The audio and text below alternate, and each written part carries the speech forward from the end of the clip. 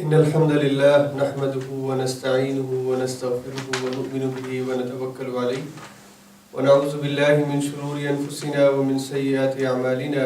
من يهده الله فلا مضل له ومن يضلل فلا هادي له ونشهد أن لا إله إلا الله وحده لا شريك له ونشهد أن محمدا عبد الله ورسوله صلوات الله وسلامه على نبينا محمد صلى الله عليه وسلم وعلى آله وأصحابه ومن تبعهم بإحسان إلى يوم الدين. قال الله عز وجل في محكم كلامه المجيد: أعوذ بالله من الشيطان الرجيم: وجاهدوا في الله حق جهاده واجتباكم وما جعل عليكم في الدين من حرج ملة أبيكم إبراهيم وسماكم المسلمين من قبل وفي هذا ليكون الرسول شهيدا عليكم وتكونوا شهداء على الناس فأقيموا الصلاة وآتوا الزكاة واعتصموا بالله هو مولاكم فنعم المولى ونعم النصير. وقال النبي صلى الله عليه وسلم: إن الله زوالي الأرض فرأيت مشارقها ومغاربها وإن ملك أمتي سيبلغ ما زوي لي منها أو كما قال عليه الصلاة والسلام. صدق الله العظيم وصدق رسوله النبي الكريم ونحن على ذلك لمن الشاهدين والشاكرين والحمد لله رب العالمين. رب اشرح لي صدري ويسر لي أمري واحلل عقدة من لساني يفقهوا قولي. سبحانك لا علم لنا إلا ما علمتنا إنك أنت العليم الحكيم. رب زدني علما. نہایت ہی محترم امیر ICC سویڈن سجاد بھائی، دیگر تنظیمی ساتھیوں اور بھائیوں، السلام علیکم ورحمۃ اللہ وبرکاتہ. آپ حضرات میں سے تقریباً آدھے لوگ جو ہیں وہ ڈنمارک سے تشریف لائے ہیں، اور ابھی تعارف میں جیسا کہ ذکر ہوا کہ ایک طویل سفر طے کر کے آئے ہیں. مختصر سفر تھا لیکن طویل ہوا. سفر کی صعوبت اور مشقت، اس کا اپنا ویسے بھی ایک انسانی طبیعت پر اثر ہوتا ہے. اسی وجہ سے آپ دیکھیں کہ فقہ ہماری جو فقہ ہے دین اسلام کی، اس کے اندر مسافر کو گنجائش ہوتی ہے کہ وہ اگر سفر کرے تو اپنی نماز کو، جو 4 رکعت کی نماز ہے، اس کو 2 رکعت میں تبدیل کر لے. اور اگر اس کو روزہ رکھنا ہے تو روزہ چھوڑ سکتا ہے، فرض روزہ چھوڑنے کی اس کو اجازت ہے، وہ بعد میں اس کی قضا کر لے. تو مسافر کو رعایات دی گئی ہیں. اور اسی طرح سے اگر مسافر سفر کر رہا ہے اور گاڑی میں بیٹھا ہے، جہاز پہ بیٹھا ہے، تو اب نماز کا وقت نکل رہا ہے تو اس کو اجازت ہے کہ اپنی جہاز کے اندر ہی یا ٹرین کے اندر یا گاڑی کے اندر ہی وہ نماز ادا کر لے، نماز کا وقت قضا نہ ہونے پائے. تو یہ سارا پیکج، جو ایک رعایتی پیکج مسافر کو اللہ نے دیا ہے، یہ اس لیے کہ سفر ایک مشقت ہے. اور باوجود اس کے کہ جب حکم آیا تو اس وقت گھوڑے ہوتے تھے، اونٹ ہوتے تھے، پیدل سفر ہوتا تھا. لیکن اب تو وہ ساری مشقت نہیں رہی. اب تو آپ منٹس اور سیکنڈز کے اندر جو ہے وہ کتنے میل کا سفر طے کر لیتے ہیں. لیکن اس کے باوجود مسافر کی وہی حیثیت ہے جو اس وقت اللہ کے رسول کے زمانے کے اندر تھی. تو سفر کی جو صعوبت اور مشقت ہے تو وہ آپ لوگوں نے کاٹی ہے. اور اس کے اوپر اضافہ یہ ہوا کہ آپ کا 6 گھنٹے کا سفر 13 گھنٹے میں تبدیل ہوا. تو بہت طویل بات جو ہے وہ اس وقت آپ کو سنانا، میرا خیال ہے آپ کے ساتھ تھوڑی سی زیادتی ہوگی. بہرحال میں مختصر جملوں میں اور مختصر وقت میں آپ کے سامنے چند بہت ہی اہم باتیں رکھنا چاہتا ہوں. ان ساتھیوں نے پروگرام رکھا ہے اور آپ سب بھی یہاں پر پہنچے ہیں، تو آپ سب کا وقت بھی بہت قیمتی ہے. اور یہ جو انتظامات کیے گئے ہیں اس کی خاطر بھی بہرحال ہم سب کو اپنے سفر کی تھکاوٹ کو پروگرام کے بعد انشاءاللہ مکمل کریں گے. ہم یہ جو قرآن کریم کی آیت میں نے آپ کے سامنے پڑھی ہے اور یہ جو ٹاپک ہے اس درس کے لیے مجھے دیا گیا ہے، یہ سورہ حج کی آخری آیت ہے. 17ویں پارے کی آخری آیت جو ہے یہ میں نے آپ کے سامنے تلاوت کی ہے. اور اس کے اندر جو صرف ایک چھوٹا سا حصہ ٹاپک میں یا ایجنڈے میں لکھا ہوا ہے وہ ہے وَاجْتَبَاكُمْ. صرف یہ الفاظ ہیں. اس کا مطلب ہے اس نے تمہارا انتخاب کر لیا ہے، اس نے تمہیں چن لیا ہے. اور اس سے پہلے جہاں سے آیت شروع ہوئی ہے وَجَاهِدُوا فِي اللَّهِ حَقَّ جِهَادِهِ، اور اللہ کے رستے میں جہاد کرو جیسا کہ جہاد کرنے کا حق ہے. وَاجْتَبَاكُمْ، اس نے اس جہاد کے لیے تمہارا انتخاب کر لیا ہے. اور یہ اللہ کی کتنی مہربانی ہے، اللہ کی کتنی عنایت ہے، اللہ کا کتنا بڑا احسان ہے ہم کے اوپر، ہمارے اوپر، کہ اس نے ہمارا انتخاب کر لیا ہے. تو ہم اس دین کے اندر ہم نے اپنی مرضی سے اس کو نہیں بلکہ اللہ کی مرضی سے اور اللہ کے انتخاب کی وجہ سے ہم اس دین کے اندر شامل ہوئے ہیں۔ تو جیسے کہتے نہیں کہ you are the chosen one, تم ایک وہ جس کا انتخاب کیا گیا ہے، تو اس آدمی کے لیے بڑی خوشی کی بات ہوتی ہے، بڑا پراؤڈ فیل کرتا ہے کہ میں اور میرا انتخاب ہوا اتنے لوگوں میں۔ تو آپ دیکھیں دنیا کی آبادی جو 6 ارب سے زیادہ ہے، اس میں جو مسلمان ہے، جو دنیا کا 5% ہے آبادی کا، اس کے اندر اگر آپ کا انتخاب ہوا ہے تو یہ آپ کے لیے بہت بڑا اعزاز ہے، اللہ نے آپ کا انتخاب کیا ہے۔ اور یہ حضور علیہ السلام نے جب اپنی دعوت کا آغاز کیا، لوگوں کو بتانا اور سمجھانا شروع کیا کہ اللہ کی بندگی کرو اور اس زندگی کا کیا مقصد ہے کہ اس کو اللہ کے سامنے کس طرح گزارنا ہے، تو آپ نے لوگوں کو یہی بات سمجھائی کہ قولوا لا الہ الا اللہ تفلحوا، یہ کلمہ پڑھ لو، لا الہ الا اللہ محمد رسول اللہ، اشہد ان لا الہ الا اللہ واشہد ان محمد رسول اللہ، تو اس کے ذریعے سے تم کامیاب ہو جاؤ گے، اس دنیا کی زندگی کے اندر بھی کامیاب ہو جاؤ گے اور آخرت کی زندگی کے اندر بھی کامیاب ہو جاؤ گے۔ صرف یہ کلمہ جو ہے یہ تمہاری کامیابی کی ضمانت ہے۔ اور اسی وجہ سے جو بڑے بڑے مخالفین تھے حضور علیہ السلام کے زمانے میں، وہ حضور سے کہتے تھے کہ آپ اس ایک کلمے کو سائڈ پہ کر دیں، باقی آپ جو کہتے ہیں ہم آپ کے ساتھ کرنے کے لیے تیار ہیں، یہ لا الہ الا اللہ والی بات نہ کریں، اس کے علاوہ جو آپ کہیں گے ہم آپ کے ساتھ شامل ہو جائیں گے۔ لیکن حضور علیہ السلام نے کہا کہ نہیں، اس کلمے پر کوئی کمپرومائز نہیں ہے، اس دعوت پر کوئی کمپرومائز نہیں ہے۔ یہی تو اس دعوت کی بنیاد ہے کہ اللہ کے سوا کسی کی حاکمیت نہیں ہے، ایک اکیلا اللہ جو اس کائنات کو بنانے والا ہے، وہ ہم سب کا خالق اور مالک ہے، اسی کی بندگی ہوگی، اسی کا حکم چلے گا۔ تو حضور علیہ السلام نے اپنے صحابہ کو یہی تربیت دی کہ اللہ نے اس کائنات میں بہت سے انسان پیدا کیے، لیکن ان انسانوں میں سے تمہیں یہ اعزاز بخشا ہے، تمہیں یہ توفیق بخشی ہے کہ تمہارے ذریعے سے باقی انسانیت کو اللہ ہدایت بخشے گا۔ اور پھر آپ دیکھیں کہ حضور علیہ السلام کی اس تربیت کے نتیجے میں اور اس سمجھانے کے نتیجے میں کہ پھر صحابہ نے واقعی طور پر اس بات کو ثابت کیا کہ جو بات ان کے ذہنوں میں ڈالی گئی تھی کہ تمہارا انتخاب اللہ کی طرف سے ہے اور تم نے ساری انسانیت کو یہ پیغام دینا ہے، تو پھر آپ دیکھیں کہ صرف حضور علیہ السلام کی زندگی کے بعد تقریباً 20 سے 25 سال کا عرصہ گزرا ہے، جب حضرت عمر فاروق کا دور، حضرت عثمان غنی کا دور، تو اسلام عرب سے نکلا ہے اور پوری دنیا کے اوپر تقریباً اسلام پھیل گیا ہے۔ یہ اسپین سے لے کر چائنا تک کا جو ایریا ہے، یہ سارا اسلام کی دعوت سے اور اسلام کی بہار سے منور ہوا ہے، اس لیے کہ ان لوگوں نے یہ ذمہ داری سمجھی تھی کہ اللہ نے ہمیں منتخب کیا ہے اس کام کے لیے اور ہم نے اس دعوت کو آگے پھیلانا ہے۔ ہم سب یہاں پر دنیا کے شمالی علاقوں کے آخری حصے میں موجود ہیں، دنیا کا شمالی نارتھ کا جو ایریا ہے یہ اللہ نے ہمیں دیا ہے اور اللہ نے ہمارا انتخاب کیا ہے۔ آپ میں سے ہر ساتھی کے آنے کی کوئی نہ کوئی وجہ ہے، کسی سبب سے، کسی وجہ سے وہ یہاں پہ پہنچا ہے، اور یہاں پر پہنچنے کے بعد میں آپ سے بات کہوں گا کہ آپ یہاں پر آئے نہیں، آپ کو لایا گیا ہے۔ یہ اللہ کی حکمت ہے، اللہ کی مشیت ہے، اور تاریخ میں یہ تیسری دفعہ ایسا ہو رہا ہے حضور علیہ السلام کے زمانے کے بعد سے کہ پھر پوری دنیا کے اندر جو ہے وہ اسلام کی دعوت پھیل رہی ہے۔ آپ ایک وقت دیکھیے کہ آج سے تقریباً 100 سال نہیں ہوئے، 1920 میں صرف 3 دنیا کے اندر ملک ایسے تھے، 4 جو مسلمان تھے، جو آزاد تھے، باقی دنیا کے اندر کوئی یہ 4 ممالک کے علاوہ مسلمان ملک موجود نہیں تھا۔ اس کے بعد سے پھر یہ جو رومن امپائر سے جہاں پہ استعمار نے قبضہ کیا تھا، اس کے بعد سے یہ سارے ملک آزاد ہوئے۔ سعودی عرب، افغانستان، یہ برسوں سے آزاد چلے آ رہے تھے، لیکن باقی یورپ کے جتنے ممالک ہیں، تونس ہے، الجزائر ہے، الجیریا ہے، لیبیا ہے، یہ سارے علاقے یہ بعد میں اس کے بعد آزاد ہوئے ہیں۔ تو اللہ نے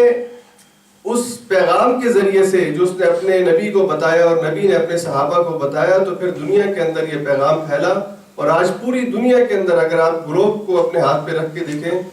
بلکہ ایک اگلے دن میں ویڈیو دیکھ رہا تھا کہ یہ اللہ تعالیٰ کا جو نظام ہے اس کائنات کے اندر، جس کے اندر سورج اور چاند اپنی روٹیشن پر قائم ہے اور زمین بھی گھوم رہی ہے، سورج اپنے مدار میں گھومتا ہے۔ یہ اذان کا جو وقت جب شروع ہوتا ہے، مسلمان اذان اس وقت دیتے ہیں جب نماز کا وقت داخل ہوتا ہے، تو جب نماز کا وقت داخل ہو تو آہستہ آہستہ یہ دوسرے ملک اور تیسرے ملک میں ٹائم جو ہے وہ گریجولی چینج ہوتا رہتا ہے۔ یہ جو مثال کے طور پہ آپ یہاں پہ بیٹھے ہیں تو یو کے سے آپ کا 1 گھنٹے کا فرق ہے، پاکستان سے 5 گھنٹے کا، دنیا کے مختلف ملکوں سے مختلف وقت کا فاصلہ ہے۔ تو جب اذان کا وقت شروع ہوتا ہے اس کے بعد یہ اذان کا وقت تبدیل ہوتا چلا جاتا ہے. تو جہاں جہاں اذان ہوتی جاتی ہے تو 24 گھنٹے یہ مسلسل سرکل جو ہے وہ پوری کائنات کے اندر چل رہا ہے کہ یہ مسلسل 24 گھنٹے جو ہے وہ اذان جاری ہے. اس لیے کہ ابھی آپ یہاں پہ بیٹھے ہیں, ابھی ظہر کا وقت ہونے والا ہے, کہیں پہ فجر کا وقت ہوگا, کہیں پہ عصر کا وقت ہوگا, کہیں پہ مغرب کا ہوگا, کہیں پہ عشاء کا ہوگا, اور مسلسل اللہ کے کلام کی تلاوت جو ہے وہ جاری ہے. کچھ لوگ ابھی یہاں پہ بیٹھ کے تلاوت کر رہے ہیں, کچھ لوگ شام کے وقت جب آپ سوئیں گے تو امریکہ میں لوگ تلاوت شروع کر دیں گے. اللہ کے کلام کی تلاوت, اللہ کے رسول کا ذکر, یہ مسلسل جو پوری کائنات کے اندر ہو رہا ہے, یہ اللہ نے آپ کو یہ موقع فراہم کیا ہے کہ آپ دنیا کے اس حصے میں اللہ کے اس دین کی دعوت کو دوسروں تک پہنچائیں. اور آج کے دور کے اندر کوئی کام مشکل نہیں ہے کہ آپ کے لیے پہلے وقت کے اندر دعوت دی جاتی تھی, دروازے کھلتے تھے جنگ کے ذریعے سے, اب ڈائلاگ کا رستہ کھلا ہے, آپ بات چیت کے ذریعے سے, گفتگو کے ذریعے سے, اپنے کردار سے, اپنے اخلاق سے دوسرے کو متاثر کریں, اس کو اسلام کی دعوت دیں اور اس کو بتائیں کہ اسلام کیا. اس لیے کہ اللہ کے نبی کے بعد کوئی نبی نہیں آنے والا ہے. اللہ کے نبی آخری نبی تھے جو اس دنیا کے اندر آئے ہیں. ہم دیکھیں ختم نبوت ہمارا عقیدہ ہے, ہم کہتے ہیں کہ اللہ کے رسول دنیا میں آئے ہیں تو اس کے بعد کوئی نبی نہیں آئے گا, یہ ایمان کا لازمی حصہ ہے. لیکن اس کا مطلب کیا ہے, اور اس کے کہنے کے بعد, اس پر ایمان لانے کے بعد جو ذمہ داری ہم پر عائد ہوتی ہے اس سے ہم خاموش ہو جاتے ہیں. ہم اللہ کے رسول صلی اللہ علیہ وسلم کی محبت میں نعرے لگاتے ہیں, ہم ختم نبوت کے لیے تحریک چلاتے ہیں, جو اللہ کے نبی کو آخری نبی نہیں مانتا اس کو قادیانی کہتے ہیں, غیر مسلم قرار دیتے ہیں. لیکن اس کا جو مطلب ہے ختم نبوت کا, اس مطلب کے بعد جو ذمہ داری ہم پر عائد ہوتی ہے اس سے ہم غافل ہو جاتے ہیں. کیا مطلب ہے ختم نبوت کا؟ کہ اللہ کے نبی کے بعد اب کوئی نبی دنیا میں نہیں آئے گا. تو جب اللہ کے نبی کا دروازہ بند ہو گیا دنیا میں آنے کا, تو پھر اللہ کے نبی کے پیغام کو تو دنیا میں زندہ رہنا ہے. اللہ کے نبی کا جسم جو ہے, وجود, وہ دنیا سے گیا ہے, لیکن اس پیغام کو آخرت تک بقا رہنی ہے. اور اس پیغام کو اللہ کے نبی کے صحابہ کے ذریعے اور بعد میں آپ کے پیروکاروں کے ذریعے اس دنیا میں اللہ نے زندہ رکھنا ہے.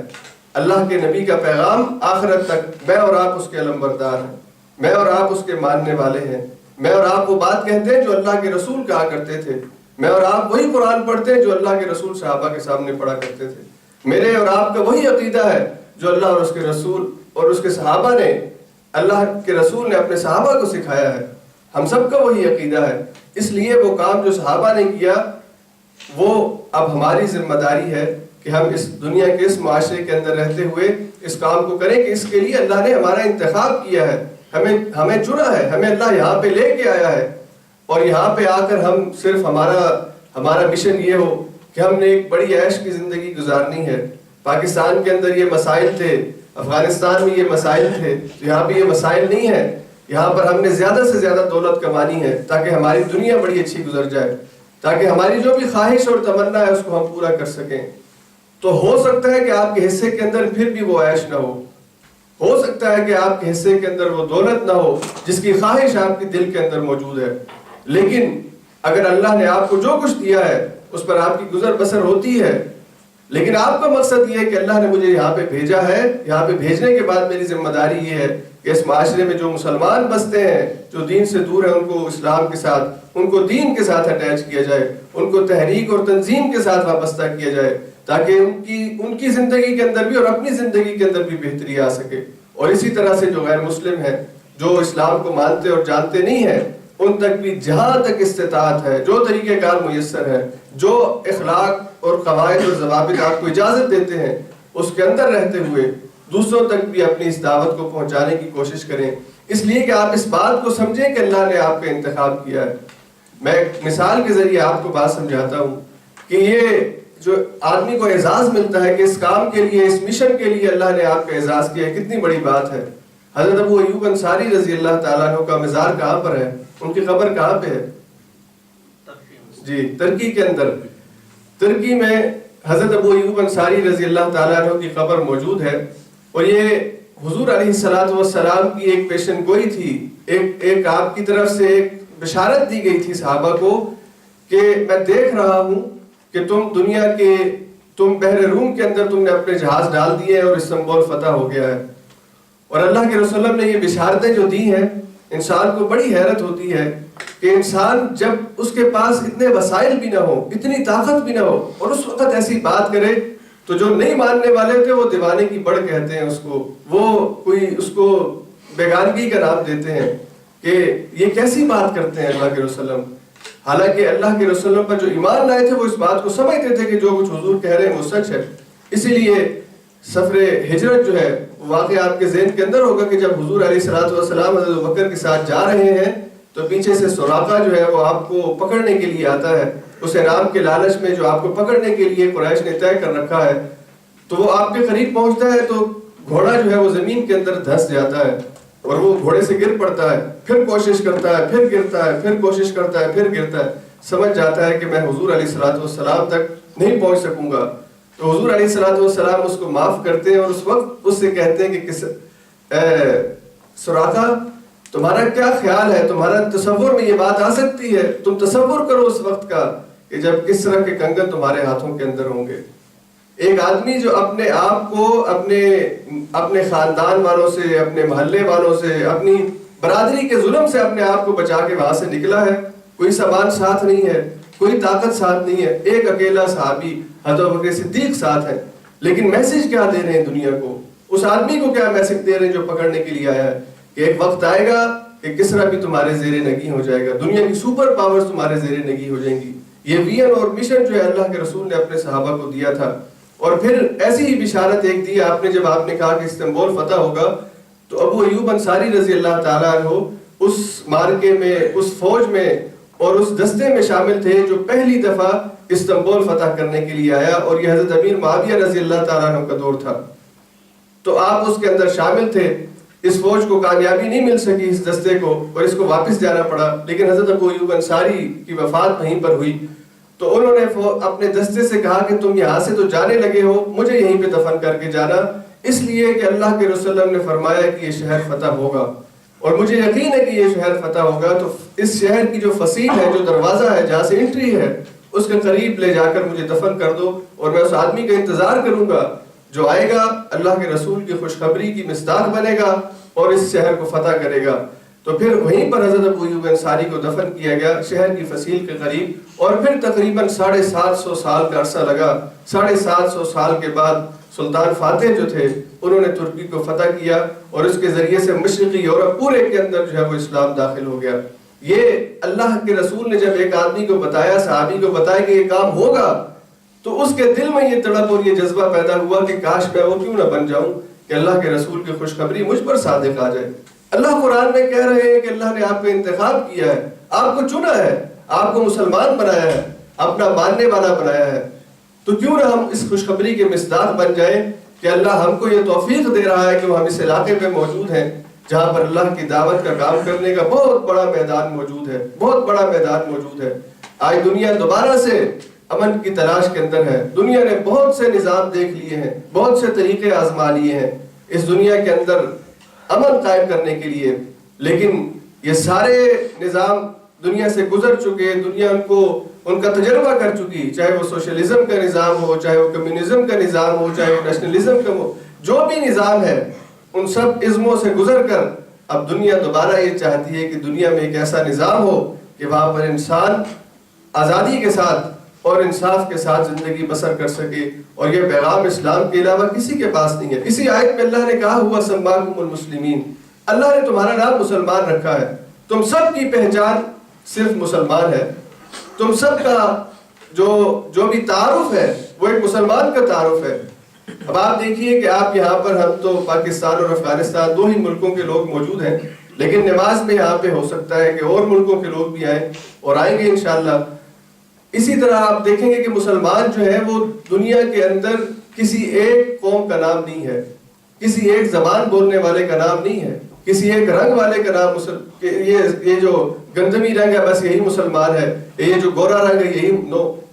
کوئی زبان قید نہیں ہے، کوئی علاقہ قید نہیں ہے، کوئی رنگ قید نہیں ہے، کوئی برادری قید نہیں ہے۔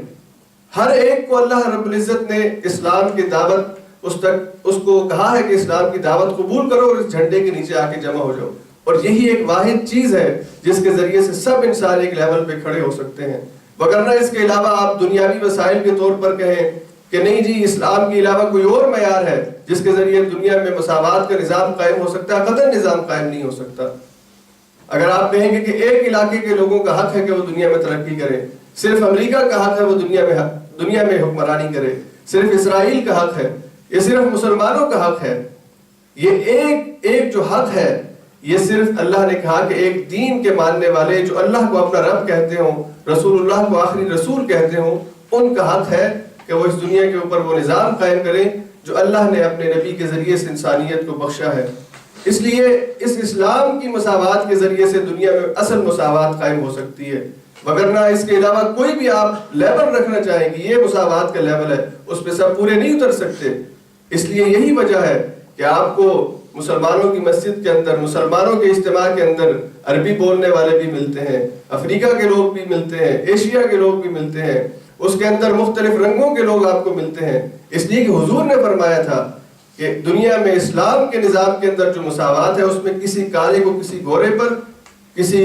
گورے کو کسی کالے پر، کسی عربی کو اجمی پر اور اجمی کو عربی پر کسی قسم کی کوئی فوقیت حاصل نہیں ہے۔ سب اللہ کی نظر کے اندر برابر ہیں، سب اللہ کی نظر میں ایک ہیں۔ ہم سب کا تعارف یہ مسلمان کا تعارف ہے، یہ اسلام کا تعارف ہے، اور کتنی خوبصورت جمعیت بنتی ہے جب اس ایک اسلام کے پرچم کے نیچے سب متحد ہوتے ہیں اور اکٹھے ہوتے ہیں۔ اس کے علاوہ کوئی دوسری صورت ہے ہی نہیں کہ اس کے ذریعے سے آپ جو ہے وہ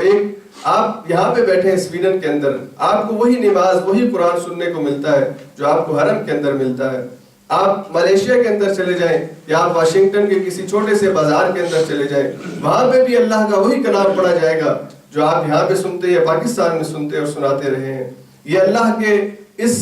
نظام کے ذریعے سے پوری دنیا کے اندر ایک ہی قسم کا نظام جو ہے وہ نافذ کیا جا سکتا ہے۔ اس لیے کہ اللہ نے کہا ہے کہ سب اس پرچم کے نیچے آ جاؤ، اسلام کے پرچم کو اختیار کر لو، اس کے علاوہ کوئی دوسری صورت نہیں ہے۔ اور جیسا کہ میں نے کہا کہ اسلام کے پرچم کے نیچے آنے کے بعد پھر ان لوگوں تک یہ دعوت پہنچائی جائے، ان لوگوں کو یہ بات پہنچائی جائے جو اس دعوت کو نہیں سمجھتے، نہیں جانتے، جو اس کو مانتے نہیں ہیں۔ آہستہ آہستہ اپنی بات کو، اپنی دعوت کو ان لوگوں تک پہنچانے کی کوشش کی جائے۔ اللہ رب العزت نے یہ میری اور آپ کی ذمہ داری لگائی ہے اور میرا اور آپ کا انتخاب کیا ہے اس کام کے لیے کہ اس کام کے لیے ہم اپنے آپ کو پیش کریں اور پھر اللہ کے رسول کی خوشخبریوں کے مصداق بن جائیں۔ حضور علیہ السلام نے صلح حدیبیہ سے واپس آنے کے بعد یہ کام کیا۔ آپ نے کہا کون اس کام میں میرا ساتھ دے گا؟ کہ ابھی آپ واپس آئے ہیں صلح حدیبیہ کے بعد اور آپ کے علم کے اندر ہے کہ حدیبیہ کا سفر جو تھا اس میں اللہ کے رسول کو اجازت نہیں دی گئی تھی عمرہ کرنے کی۔ آپ 1400 صحابہ کے ساتھ عمرہ کرنے گئے اور کفار نے کہا کہ آپ اس سال عمرہ نہیں کر سکتے، آپ واپس جائیں، اگلے سال عمرہ کرنے کے لیے آپ کو آنا پڑے گا۔ تو اللہ کے رسول واپس چلے گئے، جس کو بعض صحابہ نے سمجھا کہ ہماری بے عزتی ہوئی، یہ ہماری ناکامی ہے۔ اللہ نے اس کو فتح مبین کہا کہ اللہ نے اس کے ذریعے سے تمہیں فتح مبین عطا فرمائی ہے، اور بعد میں یہ ثابت بھی ہوا۔ تو واپس آنے کے بعد حضور نے کیا کیا؟ حضور ذی القعدہ میں گئے تھے، یعنی رمضان کے بعد شوال کا مہینہ اور شوال کے بعد ذی القعدہ کا مہینہ، ذی القعدہ میں حضور گئے ہیں عمرے کے لیے،